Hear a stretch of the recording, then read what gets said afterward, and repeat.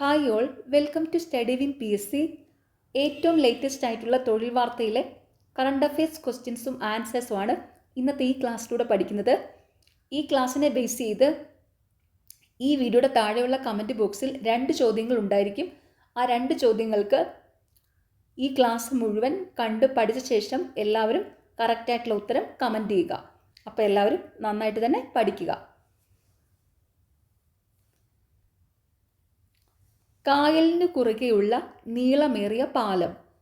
കേരളത്തിൽ കായലിന് കുറുകെ നിർമ്മിച്ചിരിക്കുന്ന ഏറ്റവും നീളമേറിയ പാലമായ പെരുമ്പളം പാലം ഗതാഗതത്തിനായി തുറന്നു.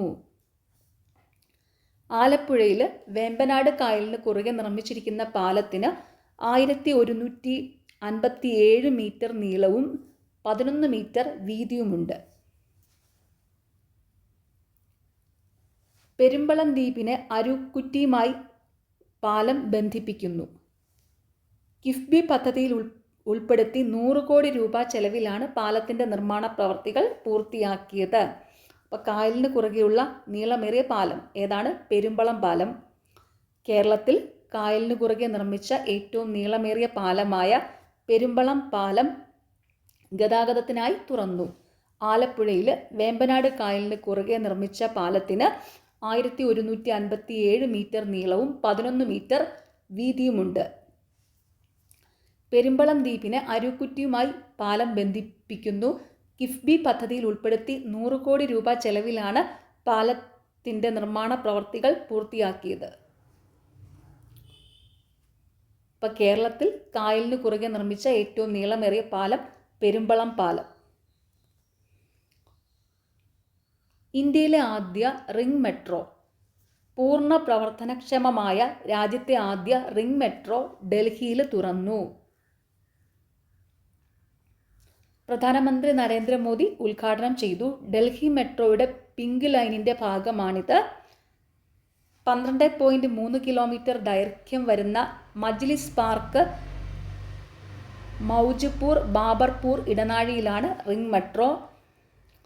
വൃത്താകൃതിയിലാണ് മെട്രോ ലൈൻ ഉള്ളത്. അപ്പോൾ ഇന്ത്യയിലെ ആദ്യ റിംഗ് മെട്രോ എവിടെയാണ്? ഡൽഹിയിലാണ്. പൂർണ്ണ പ്രവർത്തനക്ഷമമായ രാജ്യത്തെ ആദ്യത്തെ റിംഗ് മെട്രോ ഡൽഹിയിൽ തുറന്നു. പ്രധാനമന്ത്രി നരേന്ദ്രമോദി ഉദ്ഘാടനം ചെയ്തു. ഡൽഹി മെട്രോയുടെ പിങ്ക് ലൈനിൻ്റെ ഭാഗമാണിത്. 12.3 കിലോമീറ്റർ ദൈർഘ്യം വരുന്ന മജ്ലിസ് പാർക്ക് മൗജ്പൂർ ബാബർപൂർ ഇടനാഴിയിലാണ് റിംഗ് മെട്രോ. വൃത്താകൃതിയിലാണ് മെട്രോ ലൈനുകൾ ഉള്ളത്.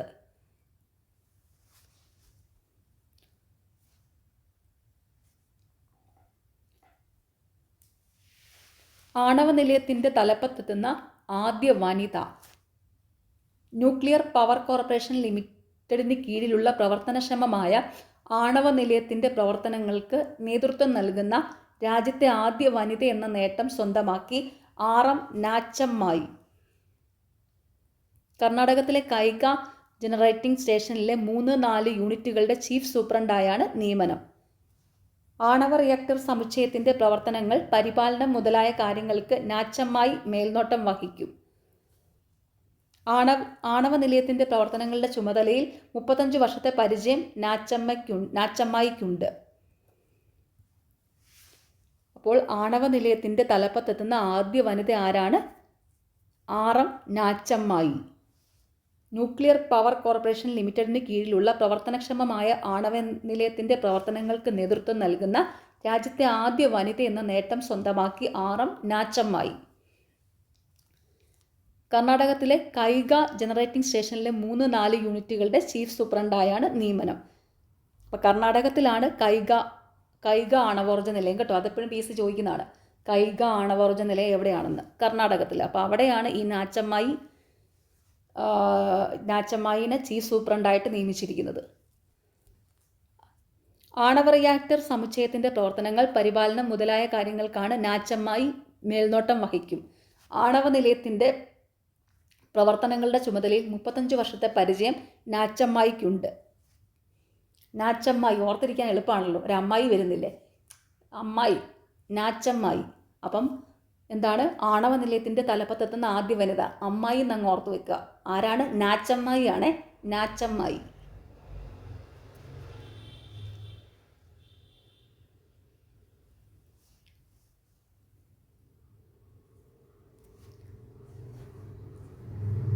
ഇൻ ഷോർട്ട്, ഡ്രോണുകൾക്കും റിമോട്ട് പൈലറ്റ് എയർക്രാഫ്റ്റുകൾക്കും മാത്രമായുള്ള ഇന്ത്യയിലെ ആദ്യത്തെ സമർപ്പിത എയർബേസ് സ്ഥാപിക്കുന്നത് മീററ്റ്, ഉത്തർപ്രദേശ്.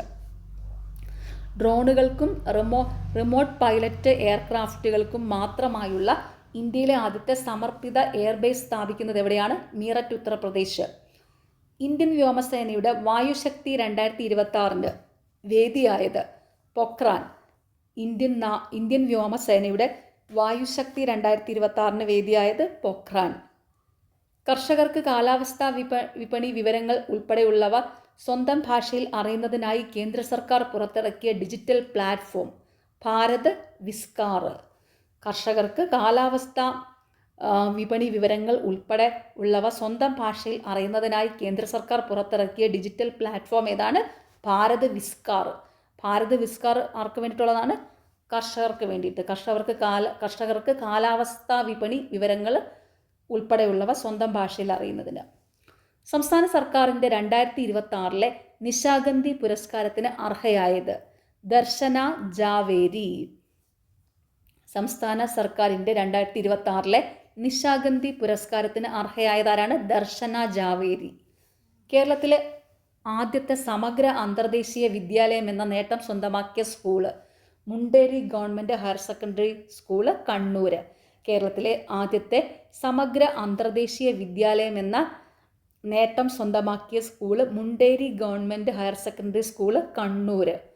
PSLV C-62 പരാജയത്തെക്കുറിച്ച് അന്വേഷിക്കാൻ കേന്ദ്ര സർക്കാർ നിയോഗിച്ച ഉന്നതതല സമിതിയുടെ അധ്യക്ഷൻ പ്രൊഫസർ K. വിജയരാഘവൻ.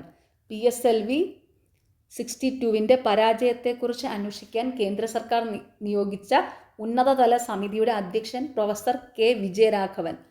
താരിഖ് റഹ്മാൻ നേതൃത്വം നൽകുന്ന ബംഗ്ലാദേശ് സർക്കാരിൽ സാംസ്കാരിക മന്ത്രി നിതായി റോയി ചൗധരി മന്ത്രിസഭയിലെ ഏക ഹിന്ദുമത വിശ്വാസിയായ അംഗമാണ്. താരിഖ് റഹ്മാൻ നേതൃത്വം നൽകുന്ന ബംഗ്ലാദേശ് സർക്കാരിൽ സാംസ്കാരിക മന്ത്രി ആരാണ്? നിതായി റോയി ചൗധരി, മന്ത്രിസഭയിലെ ഏക ഹിന്ദുമത വിശ്വാസിയായ അംഗം. ദേശീയപാതയോരങ്ങളിൽ ബി കൊറിഡോറുകൾ വികസിപ്പിക്കാൻ തീരുമാനിച്ചത് National Highway Authority of India.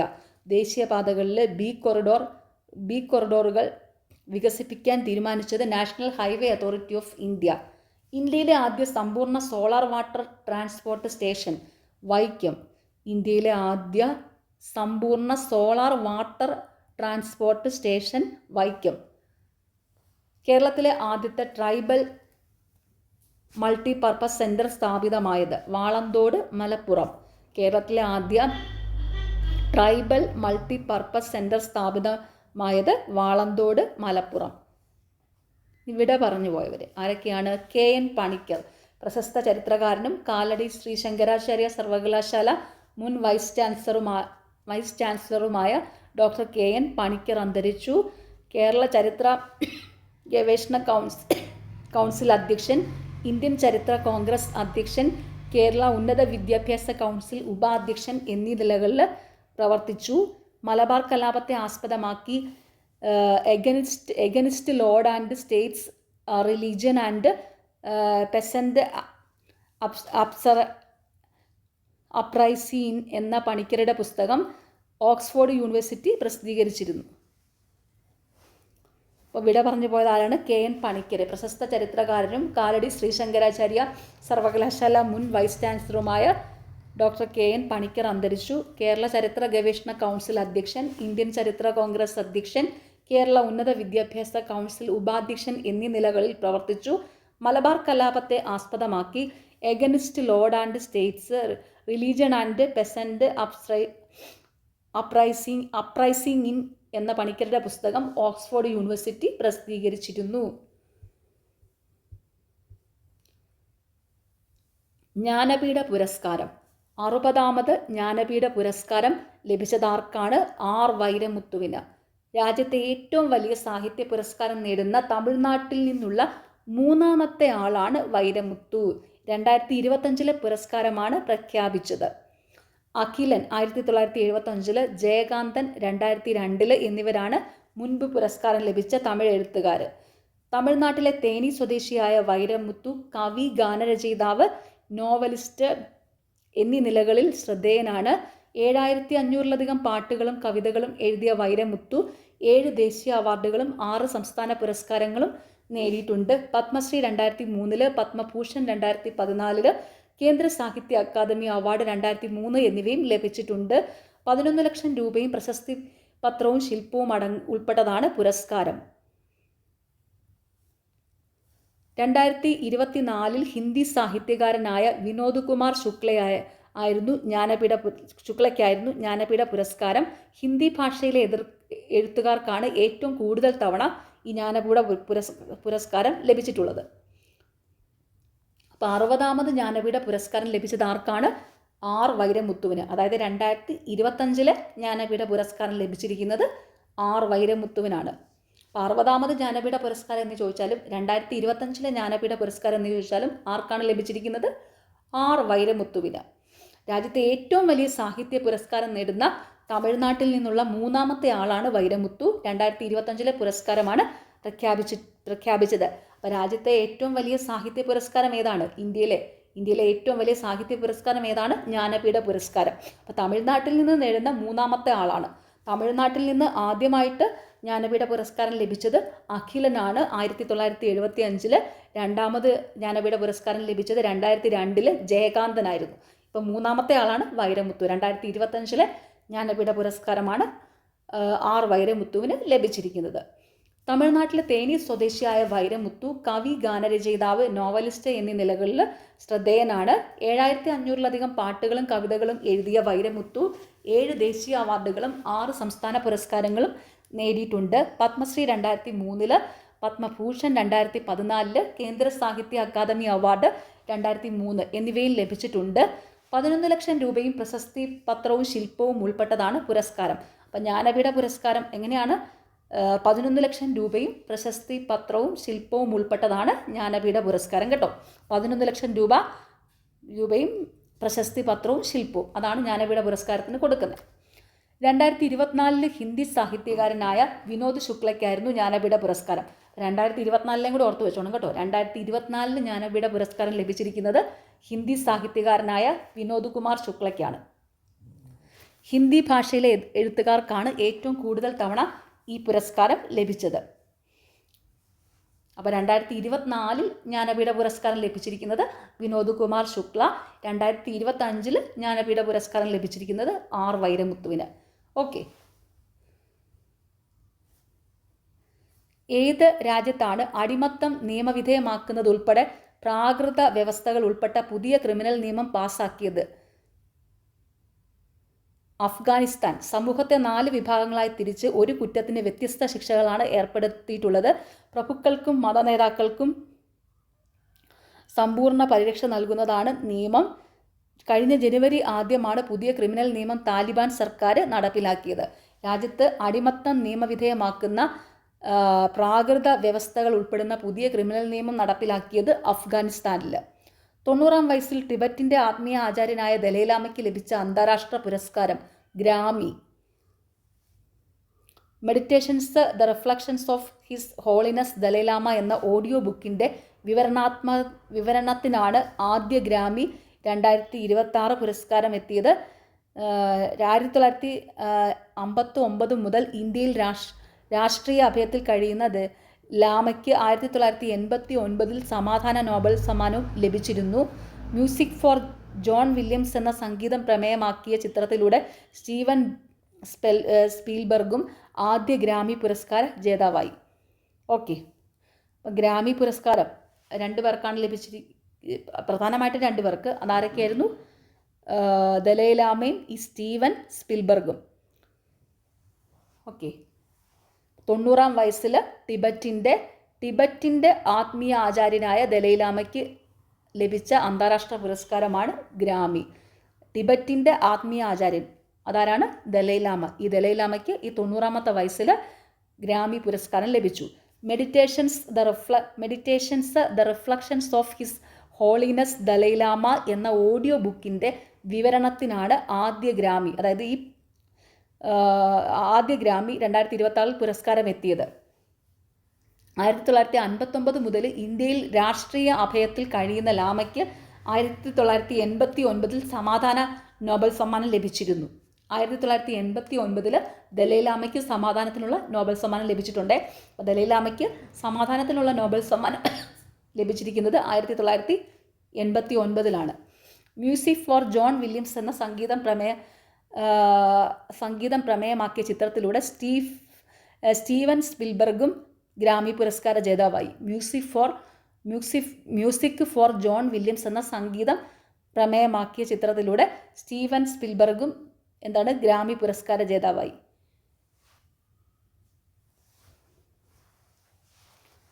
ഏത് സംസ്ഥാനത്തെ പുതിയ മുഖ്യമന്ത്രിയാണ് യുംനം ഖേംചന്ദ് സിംഗ്? മണിപ്പൂർ. ഏത് സംസ്ഥാനത്തെ പുതിയ മുഖ്യമന്ത്രിയാണ് യുനം ഖേംചന്ദ് സിംഗ്? മണിപ്പൂർ മുഖ്യമന്ത്രി. ഏത് സംസ്ഥാനത്തെ പുതിയ മുഖ്യമന്ത്രിയാണ് യുനം ഖേംചന്ദ് സിംഗ്? മണിപ്പൂർ. സംസ്ഥാനത്തെ ആദ്യ വനിതാ ഉപമുഖ്യമന്ത്രിയായി നെംച കിപ്ജൻ നിയമിതയായി. 1 വർഷം നീണ്ട രാഷ്ട്രപതി ഭരണത്തിനു ശേഷം ഫെബ്രുവരി 4 പുതിയ BJP മന്ത്രിസഭ അധികാരം ഏറ്റത്. 2027 മാർച്ചിൽ നിയമസഭാ തെരഞ്ഞെടുപ്പ് നടക്കേണ്ടതിനാൽ പുതിയ സർക്കാരിന് 1 വർഷത്തോളം മാത്രമേ കാലാവധി ഉണ്ടാവുകയുള്ളൂ. അപ്പോൾ ഏത് സംസ്ഥാനത്തെ പുതിയ മുഖ്യമന്ത്രിയാണ് യുനം ഖേംചന്ദ് സിംഗ്? യുനം ഖേംചന്ദ് സിംഗ് മണിപ്പൂരിലെ മുഖ്യമന്ത്രിയാണ്. ഈ മണിപ്പൂരിലെ ആദ്യത്തെ വനിതാ ഉപമുഖ്യമന്ത്രിയാണ് നെംച കിപ്ജൻ. മണിപ്പൂരിലെ ആദ്യത്തെ ഉപമുഖ്യമന്ത്രി നെംച കിപ്ജൻ. അപ്പോൾ 1 വർഷം നീണ്ട രാഷ്ട്രീയ ഭരണത്തിനു ശേഷം ഫെബ്രുവരി 4 പുതിയ BJP മന്ത്രിസഭ അധികാരത്തിലേറ്റത്. 2027 മാർച്ചിൽ നിയമസഭാ തെരഞ്ഞെടുപ്പ് നടക്കേണ്ടതിനാൽ പുതിയ സർക്കാരിന് 1 വർഷത്തോളം മാത്രമേ കാലാവധി ഉണ്ടാവുകയുള്ളൂ.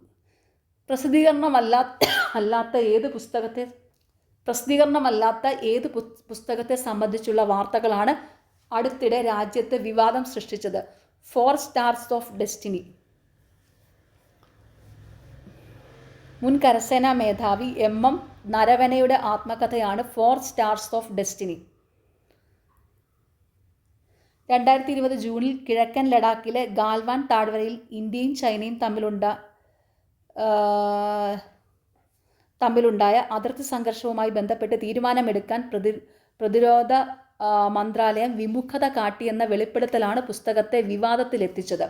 പുസ്തക പ്രസിദ്ധീകരണത്തിന് പ്രതിരോധ മന്ത്രാലയം അനുമതി നൽകിയിട്ടില്ലെങ്കിലും ഉള്ളടക്കം വിവിധ മാധ്യമങ്ങളിൽ വന്നിരുന്നു. 2025 നരവനെ പ്രസിദ്ധീകരിച്ച പുസ്തകമാണ് കോൺസ്പിരസി. അപ്പോൾ പ്രസിദ്ധീകരണമല്ലാത്ത ഏത് പുസ്തകത്തെ സംബന്ധിച്ചുള്ള വാർത്തകളാണ് അടുത്തിടെ രാജ്യത്ത് വിവാദം സൃഷ്ടിച്ചത്? 4 സ്റ്റാർസ് ഓഫ് ഡെസ്റ്റിനി.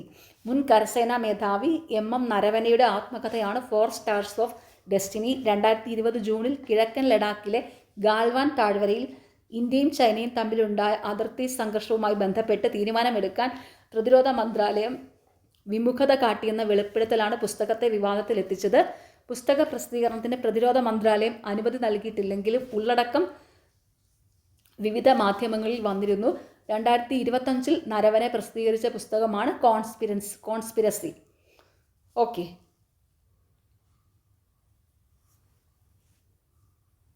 ഇവിടെ 4 സ്റ്റാർസ് ഓഫ് ഡെസ്റ്റിനി. ഈ പുസ്തകം ആരുടെയാണ്? മുൻ കരസേനാ മേധാവിയായ MM നരവനെയുടെ ആത്മകഥയാണ് ഈ 4 സ്റ്റാർസ് ഓഫ് ഡെസ്റ്റിനി എന്ന് പറയുന്നത്. അതുപോലെ നരവനെയുടെ തന്നെ 2025 പ്രസിദ്ധീകരിച്ച പുസ്തകമാണ് കോൺസ്പിരസി. രണ്ടും ഓർത്ത് വെച്ചോണം. 4 സ്റ്റാർസ് ഓഫ് ഡെസ്റ്റിനി, കോൺസ്പിരസി. ഇത് രണ്ടും മുൻ കരസേനാ മേധാവി MM നരവനെയുടെയാണ്. ലോക തണ്ണീർത്തട ദിനം എന്നാണ്? ഫെബ്രുവരി 2. Wetlands and traditional knowledge celebrating cultural heritage എന്നതാണ് 2026 ദിനാചരണ വിഷയം. ലോക തണ്ണീർത്തട ദിനം, വേൾഡ് വെറ്റ്ലാൻഡ്സ് ഡേ എന്നാണ് ഫെബ്രുവരി 2. PSCയുടെ ഒരു സ്ഥിരം ചോദ്യമാണ്. ഏത് ചോദ്യപേപ്പർ എടുത്താലും മിക്കവാറും ഉള്ള ക്വസ്റ്റ്യൻ പേപ്പറിലെല്ലാം ഉണ്ട്. ലോക തണ്ണീർത്തട ദിനം ഫെബ്രുവരി 2. Wetlands and traditional knowledge celebrating cultural heritage എന്നതാണ് 2026 ദിനാചരണ വിഷയം. എനിക്ക് ഇടയ്ക്കിടയ്ക്ക് ചുമ വരുന്നുണ്ട്. വേറെ ഒന്നും കൊണ്ടല്ല. കാരണം എനിക്ക് ആക്ച്വലി തണുത്ത സാധനങ്ങളൊക്കെ കുറച്ച് അലർജിയാണേ. പക്ഷേ ഇപ്പോൾ ഭയങ്കര ചൂടായതുകൊണ്ട് ഞാൻ കുറച്ച് തണുത്ത സാധനങ്ങളൊക്കെ കഴിക്കുന്നുണ്ട്. അതുകൊണ്ട് എനിക്കിങ്ങനെ ചുമ മാറുന്നില്ല. ഇടയ്ക്കിടയ്ക്ക് ഇങ്ങനെ ചുമ വരുന്നുണ്ട്. സോറി. തണുത്ത സാധനങ്ങൾ കഴിക്കാൻ പറ്റത്തില്ലെങ്കിലും എനിക്ക് ഏറ്റവും ഇഷ്ടം തണുത്ത സാധനങ്ങൾ തന്നെയാണ്. തണുത്ത ജ്യൂസ്, ഐസ്ക്രീമൊക്കെയാണ് ഇഷ്ടം. അപ്പോൾ ഞാൻ ഇടയ്ക്കിടയ്ക്ക് ഐസ്ക്രീം ഒന്നും കഴിക്കുന്നില്ലെങ്കിലും ഫ്രിഡ്ജിലെ തണുത്ത സാധനങ്ങളൊക്കെ കഴിക്കാറുണ്ട്. അങ്ങനെയാണ്. ഇപ്പം മിക്കപ്പോഴും ക്ലാസ് എടുക്കുമ്പോൾ ഇടയ്ക്കിടയ്ക്ക് ചുമയ്ക്കുന്നുണ്ട്. അത് തണുത്ത സാധനങ്ങൾ കഴിക്കാതിരുന്നാലേ അത് മാറുള്ളൂ. പക്ഷേ ഇപ്പോൾ ഭയങ്കര ചൂടൊക്കെ അല്ലേ, വെയിലൊക്കെ അല്ലേ, ഞാൻ ഇടയ്ക്കിടയ്ക്ക് കഴിച്ചുകൊണ്ടിരിക്കും. എനിക്കത് കൺട്രോൾ ചെയ്യാൻ പറ്റുന്നില്ല. സോറി. ഒരു പ്രധാനമന്ത്രിക്ക് കീഴിൽ എത്ര ബജറ്റുകൾ തുടർച്ചയായി അവതരിപ്പിച്ചതിൻ്റെ റെക്കോർഡാണ് ധനമന്ത്രി നിർമ്മല സീതാരാമൻ 2026 ബജറ്റ് അവതരണത്തിലൂടെ നേടിയത്? 9. 2019 ഇന്ത്യയുടെ ആദ്യ വനിതാ ധനമന്ത്രിയായി നിർമ്മല ചുമതലയേറ്റത്. 9ാമത്തെ ബജറ്റ് അവതരണത്തിൻ്റെ ദൈർഘ്യം 85 മിനിറ്റ് ആയിരുന്നു. ഏറ്റവും ദൈർഘ്യമേറിയ ബജറ്റ് അവതരണവും നിർമ്മലയുടേതാണ്. 2020-21 അവതരണം 2 മണിക്കൂർ 40 മിനിറ്റ് ആയിരുന്നു. ഒരു പ്രധാനമന്ത്രിക്ക് കീഴിൽ എത്ര ബജറ്റുകൾ തുടർച്ചയായി അവതരിപ്പിച്ചതിൻ്റെ റെക്കോർഡാണ് ധനമന്ത്രി നിർമ്മല സീതാരാമൻ 2026 ബജറ്റ് അവതരണത്തിലൂടെ നേടിയത്? 9. 2019 ഇന്ത്യയുടെ ആദ്യ വനിതാ ധനമന്ത്രിയായി നിർമ്മല ചുമതലയേറ്റത്. 9ാമത്തെ ബജറ്റ് അവതരണത്തിൻ്റെ ദൈർഘ്യം 85 മിനിറ്റ് ആയിരുന്നു. അപ്പോൾ 9ാമത്തെ ബജറ്റ് അവതരണത്തിൻ്റെ ദൈർഘ്യം എത്രയായിരുന്നു? 85 മിനിറ്റ്. ഏറ്റവും ദൈർഘ്യമേറിയ ബജറ്റ് അവതരണവും നിർമ്മലയുടേതാണ്. 2020-21 അവതരണം 2 മണിക്കൂർ 40 മിനിറ്റ് ആയിരുന്നു. ഭൗമശാസ്ത്ര രംഗത്തെ നോബൽ എന്നറിയപ്പെടുന്ന ക്രാഫ്റ്റ് ഫൂർഡ് പ്രൈസ് 2026 നേടിയ ഇന്ത്യൻ വംശജനായ US കാലാവസ്ഥാ ശാസ്ത്രജ്ഞൻ Veerabhadran Ramanathan. Royal Swedish Academy of Science ആണ് സമ്മാനം നൽകുന്നത്. അതിമലിനീകാരികളെക്കുറിച്ചും അന്തരീക്ഷത്തിലെ തവിട്ട് മേഘങ്ങൾ എന്ന പ്രതിഭാസത്തെപ്പറ്റിയുമുള്ള ഗവേഷണങ്ങളുടെ പേരിലാണ് സമ്മാനം. തമിഴ്നാട് സ്വദേശിയാണ്. ഭൗമശാസ്ത്ര രംഗത്തെ നോബൽ ഓഫ് ജിയോ സയൻസ് എന്നറിയപ്പെടുന്ന ക്രാഫ്റ്റ് ഫൂർഡ് പ്രൈസ് 2026 നേടിയത് ഇന്ത്യൻ വംശജനായ US കാലാവസ്ഥാ ശാസ്ത്രജ്ഞനാരാണ്? വീരഭദ്രൻ രാമനാഥൻ. ശാസ്ത്ര രംഗത്തെ നോബൽ പ്രൈസ് എന്നറിയപ്പെടുന്ന ക്രാഫ്റ്റ് ഫൂർഡ് പുരസ്കാരം ലഭിച്ച ഇന്ത്യൻ വംശജനാരാണ്? Veerabhadran Ramanathan. Royal Swedish Academy of Science ആണ് സമ്മാനം നൽകുന്നത്. അതിമലിനീകാരികളെക്കുറിച്ചും അന്തരീക്ഷത്തിലെ തവിട്ട് മേഘങ്ങൾ എന്ന പ്രതിഭാസത്തെപ്പറ്റിയുമുള്ള ഗവേഷണങ്ങളുടെ പേരിലാണ് സമ്മാനം. തമിഴ്നാട് സ്വദേശിയാണ്. എത്രാമത് അയിരൂർ ചെറുകോൽപ്പുഴ ഹിന്ദുമത പരിഷത്താണ് ഫെബ്രുവരി 15 മുതൽ 22 വരെ പമ്പ മണപ്പുറത്ത് ശ്രീ വിദ്യാധിരാജ നഗറിൽ നടന്നത്? 114. എത്രാമത് അയിരൂർ ചെറുകോൽപ്പുഴ ഹിന്ദുമത പരിഷത്താണ് ഫെബ്രുവരി 15 മുതൽ 22 വരെ പമ്പ മണപ്പുറത്ത് നടന്നത്? 114. നിർമ്മിത ബുദ്ധി ഏജന്റുമാർക്കായി നിലവിൽ വന്ന സാമൂഹിക മാധ്യമം മോൾട്ട് ബുക്ക്.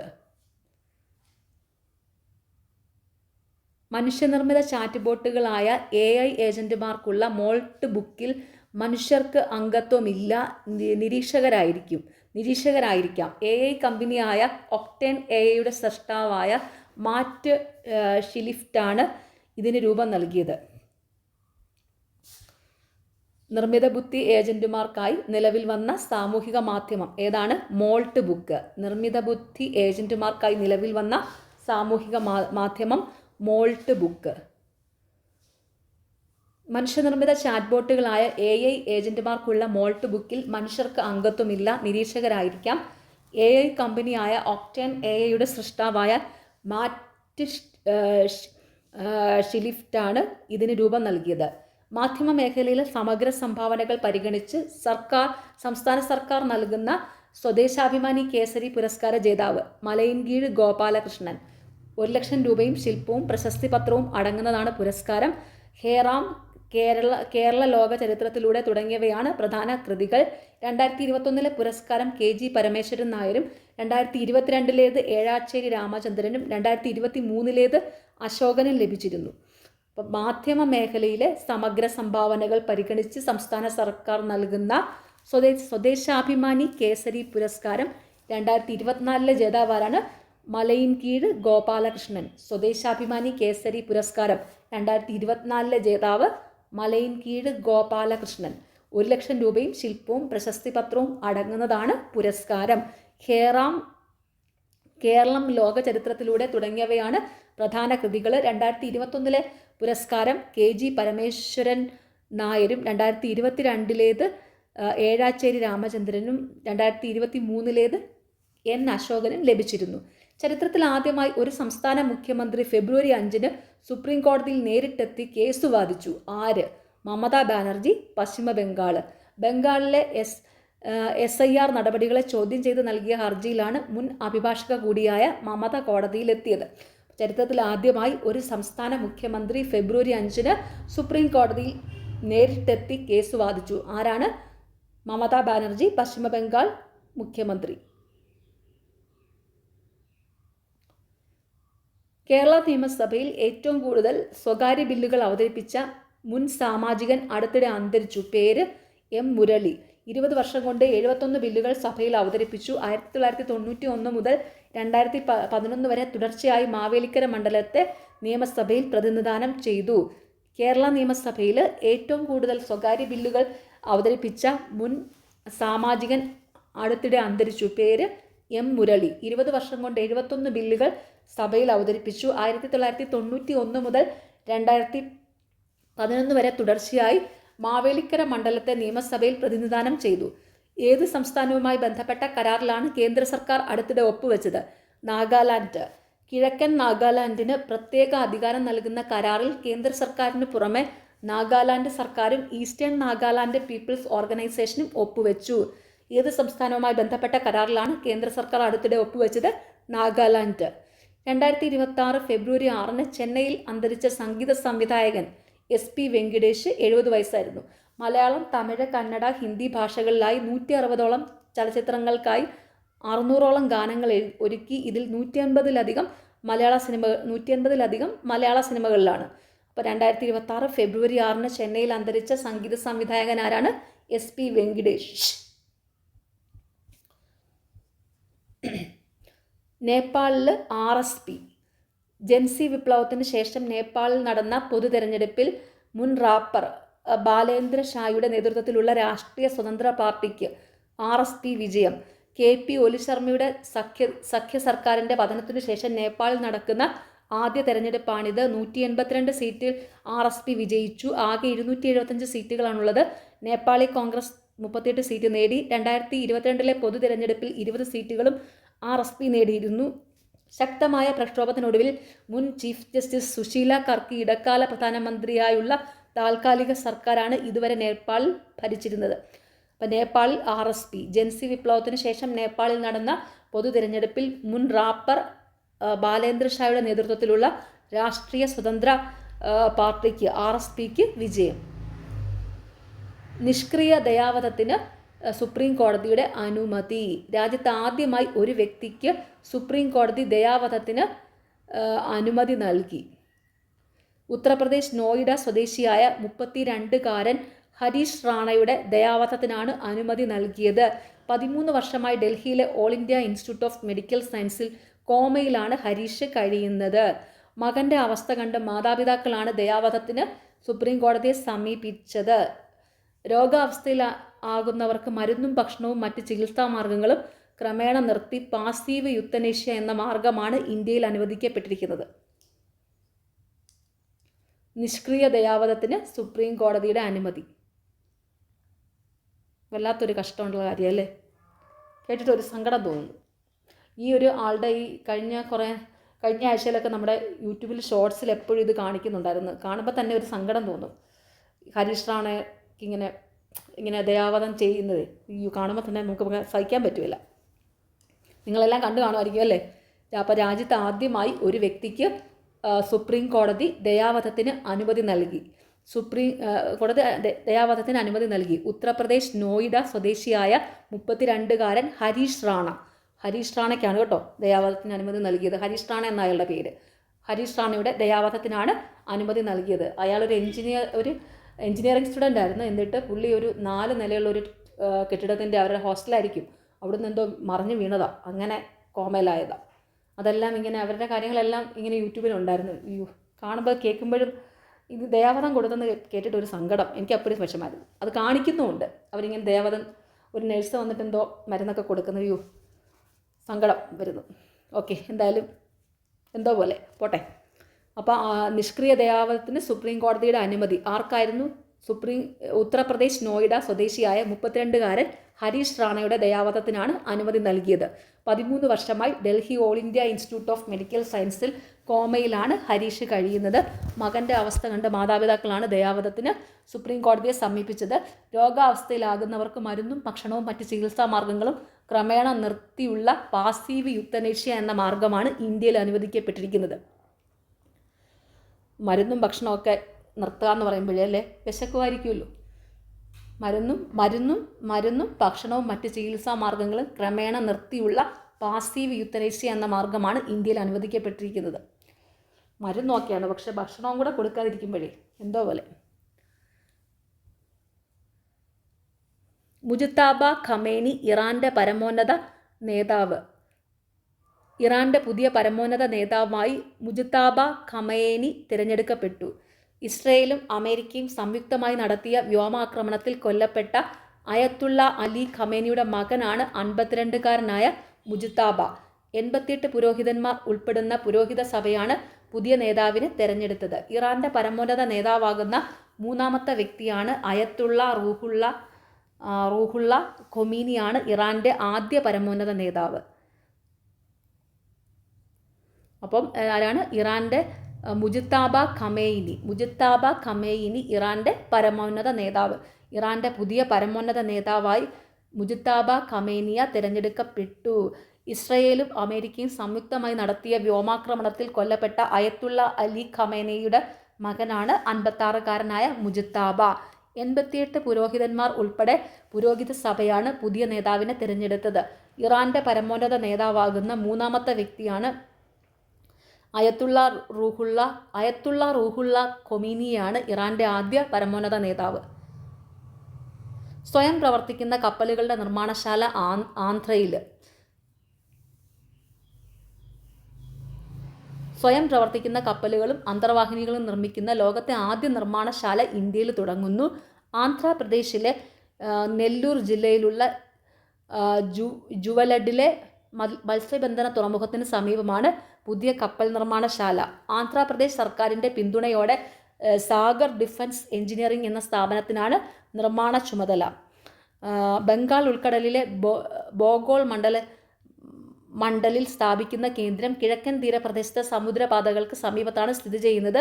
കപ്പൽ നിർമ്മാണം, പരീക്ഷണാടിസ്ഥാന സൗകര്യങ്ങൾ, ഗവേഷണ വികസന കേന്ദ്രം, കപ്പൽ അറ്റകുറ്റപ്പണിശാല, പ്രത്യേക പരിശീലന കേന്ദ്രം എന്നിവ കേന്ദ്രത്തിലുണ്ടാകും.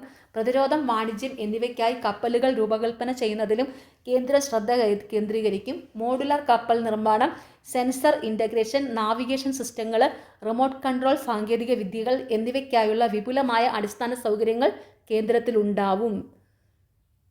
സ്വയം പ്രവർത്തിക്കുന്ന കപ്പലുകളുടെ നിർമ്മാണശാല ആന്ധ്രയിൽ.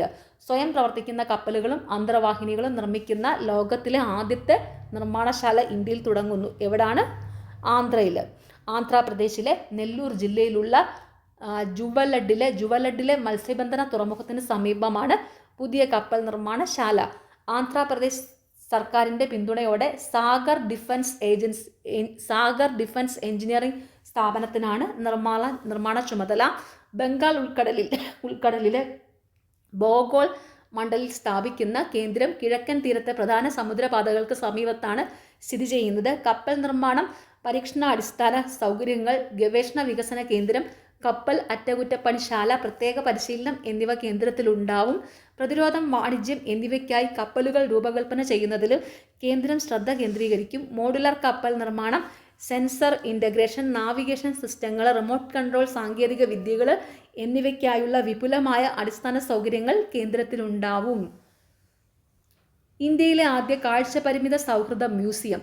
ഇന്ത്യയിലെ ആദ്യത്തെ കാഴ്ചപരിമിത മ്യൂസിയമായി മലപ്പുറം ജില്ലയിലെ പൊന്നാനിയിൽ ഭാരതപ്പുഴയുടെ തീരത്ത് സ്ഥിതി ചെയ്യുന്ന നിള ഹെറിറ്റേജ് മ്യൂസിയം. സ്പർശം, ശബ്ദം എന്നിവയിലൂടെ ചരിത്രം അനുഭവിച്ചറിയാൻ സാധിക്കുന്ന രീതിയിലാണ് മ്യൂസിയത്തിൻ്റെ നിർമ്മാണം. കാഴ്ചപരിമിതിയുള്ളവർക്ക് തൊട്ടറിഞ്ഞ് ചരിത്രം മനസ്സിലാക്കാൻ സാധിക്കുന്ന ടാക്ടൈൽ മാപ്പുകൾ മ്യൂസിയത്തിൽ ഒരുക്കിയിട്ടുണ്ട്. ഇൻഡോ ഡച്ച് വാസ്തു ശൈലിയിലാണ് കെട്ടിടം നിർമ്മിച്ചിരിക്കുന്നത്.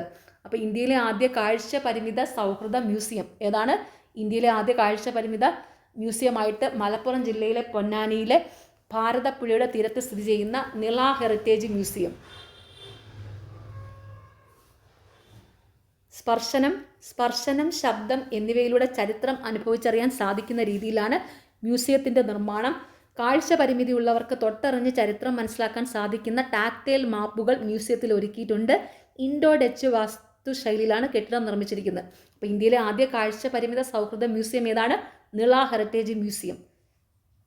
ഓക്കെ, അപ്പോൾ എല്ലാവരും നന്നായിട്ട് തന്നെ പഠിക്കുക.